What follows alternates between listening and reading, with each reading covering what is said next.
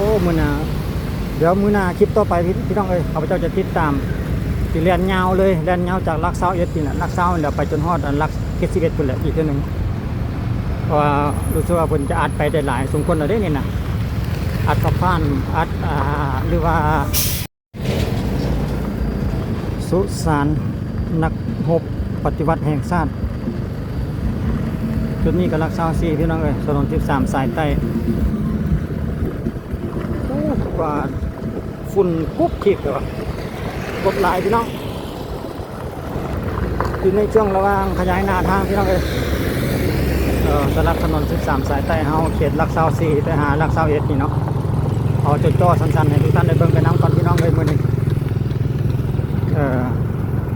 พอสังเกตเห็นก็มีแต่เพิ่นอัดขยายหน้าทางเนาะโอ้ฝุ่นนี่บ่ให้เว้าเลย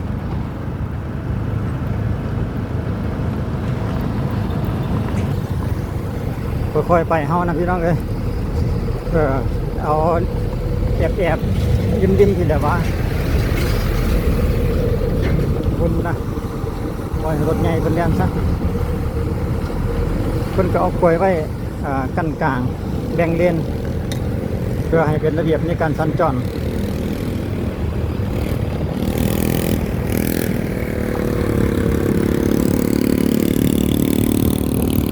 สองฝากทางก็ว่าได้พี่น้องเลยคนอยู่ในระหว่างการขยายหน้าทางอยู่เนาะอยู่ในช่วงระหว่างลักเซา3เซา4ขี่ฝุ่นไงกุ๊บขีดเลยบาทเดี๋ยวเราเห็นกันเลยต้องได้เตะตาพี่น้อง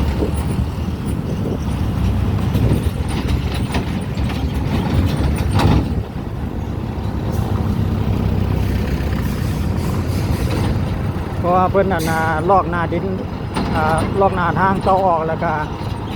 เพิ่นก็อัดไปแดเนาะมันจะเลียนได้มันจะเรียบรถก็ได้เลียนได้ไวรถเลียนไวแบบนี้แล้วก็ห้วยขี้ฝุ่นบ่ให้เว้าแล้วฝนเศร้าตกข้าวเดียวปุ๊บขี้ฝุ่นไงกุ๊บรถเลยเว้ย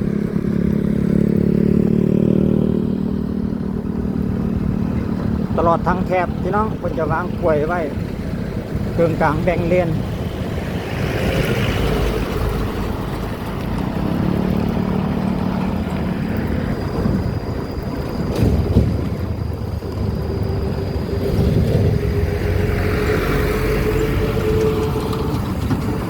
สำหรับหน้าอาหารผู้ใดรถโบล้นทนบ่ไหวเพิ่นก็เอาน้ำมาสีแบบนี้แหละเพื่อให้มันลดก็เรื่องขี้ฝุ่นขี้ไง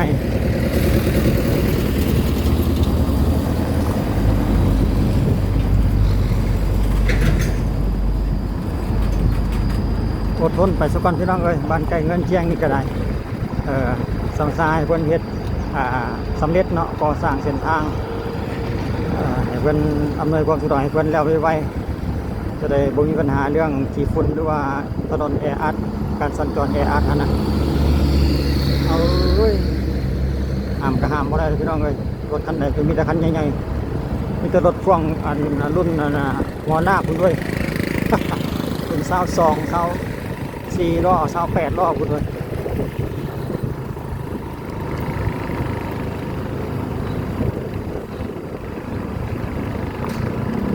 เขาก็จังสังเกตเห็นเบื้องตรงข้ามเนาะเบื้องอีกเลนหนึ่งหันเลนตรงข้ามกันอยู่ที่ว่ามันจะอัดหินเป็นนิกไปแดดแล้วเนาะนิกทางมันจะเรียบกว่าภาคนี้แล้วแดดนะสังเกตเห็นหรอกว่า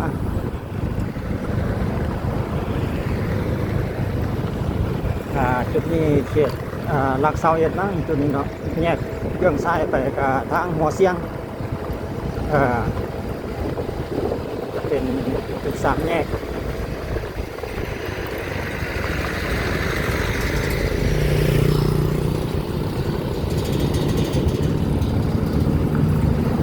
ก็ยังอยู่ในลักษณะเดียวกันพี่น้องยังอยู่ในระหว่างขยายหน้าทาง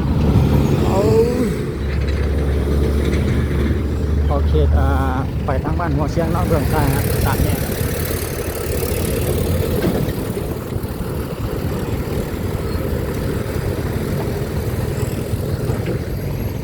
เบิ่งอีกก่อนโอ้ทางที่นั่นงามเลยพี่น้องมีไฟ2ทาง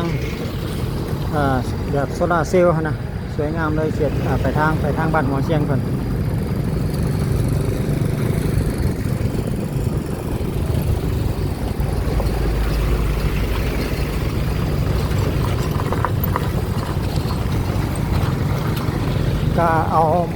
รรยากาศเล็กๆน้อยๆมาให้เบิ่งน้ำพี่น้องเลยพอดีมีโอกาสได้ผ่านมาทางเส้นนี้ก็เลยเอาช่วงเจาะๆให้ทุกท่านได้เบิ่งไปนำระหว่างจากหลัก24ไปหาหลัก18หลัก19ประมาณนี้เนาะสำหรับจุดนี้หลัก21หลัก19นี่แหละหลัก20นี่แหละ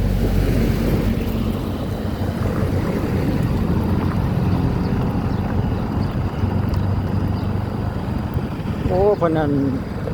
เปลี่ยนการขยายหน้าทางสุดนี้คือจีกว้าง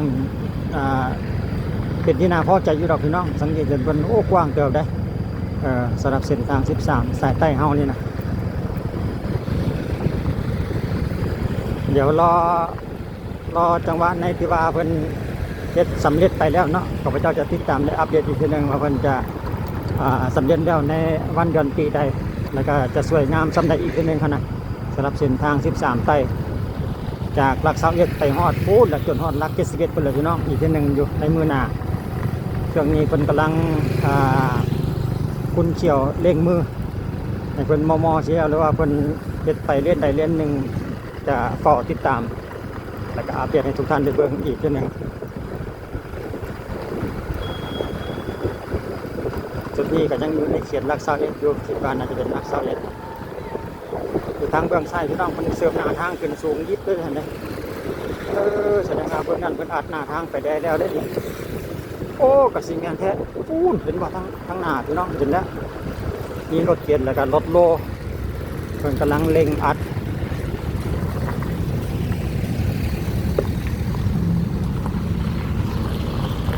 ดูสังเกตเห็นมีรถโลแดงแล้วก็รถเจ็ดแดงนะเพิ่นกำลังอะไรอัดเบสคอร์ดเบสคอร์ดทางพี่น้อง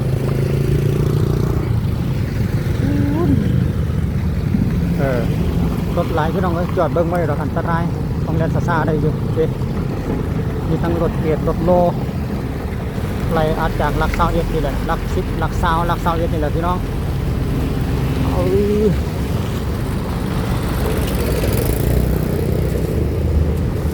สุดยอดสูงลิบเลยหน้าทางก็อีกบุดนคนแล้วฝั่งนั้นเพิ่นก็จะมาเฮ็ดอีกฝั่งนี้สุดละวะคิดว่าอู้นนะยาวเหยียดเลย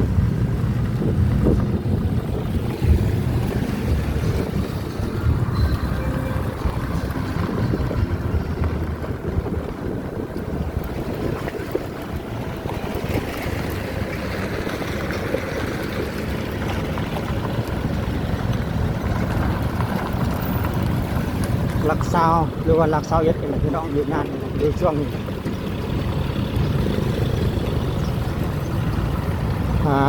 ลงบิสกอตเรียบร้อยแล้วสำหรับเลนนั่นเนาะ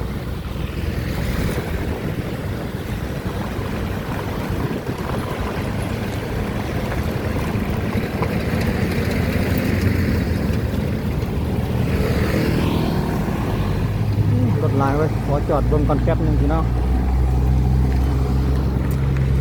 ลงบิสกอตสูงแล้วปาดคอรถกว้างคันนี้ทั้งใหญ่ทั้งยาวมันจะเอากลวยตั้งกันไว้ตั้งกลวยกันไว้เพื่อจะปล่อยรถเลียนผ่านจุดนั้นนั่นเองเนาะจุดที่ว่าเพิ่นกำลังอัดเบสคอร์ดให้รถลงมาทางเบื้องนี้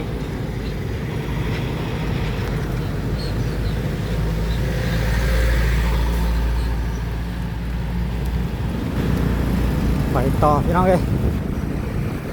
ติดตามกันไปเรื่อยๆ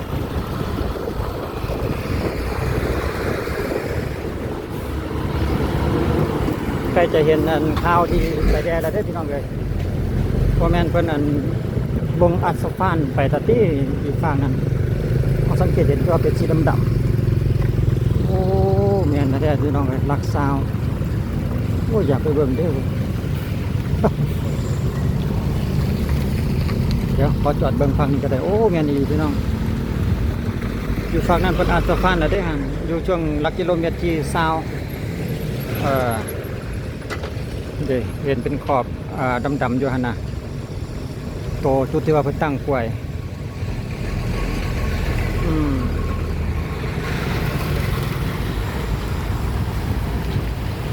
โอ้มื้อหน้าเดี๋ยวมื้อหน้าคลิปต่อไปพี่น้องเอ้ยข้าพเจ้าจะติดตาม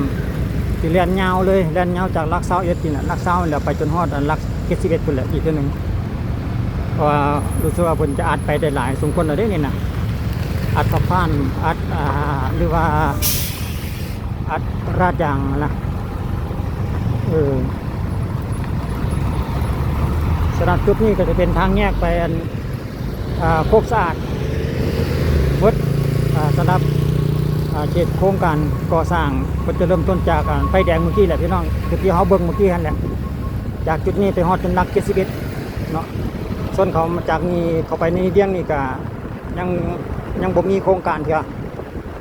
ก็เป็นทางเดิมทางจุดนี้ก็หลายปีแล้วก็ยังโอเคอยู่ได้ล่ะเป็นทางลาดยางคือกันคลิปวิดีโอเขาก็จบเท่านี้สักวันพี่น้องอัปเดตสั้นๆสำหรับเส้นทางระหว่างจากลัก24มาหาลัก21นี่เนาะจุดนี้ที่ว่าเพิ่นกำลังเร่งมือเตรียมอัดสะพานไปได้กับนี้เอาไว้เจอกันในคลิปต่อไปพี่น้องเลยในมื้อหน้าจะติดตามและอัปเดตเส้นทางเส้นนี้ให้ทุกท่านได้เบิ่งอีกทีหนึงในตอนหน้าเนาะว่าเพิ่นจะฮอดคันใดได้แล้ว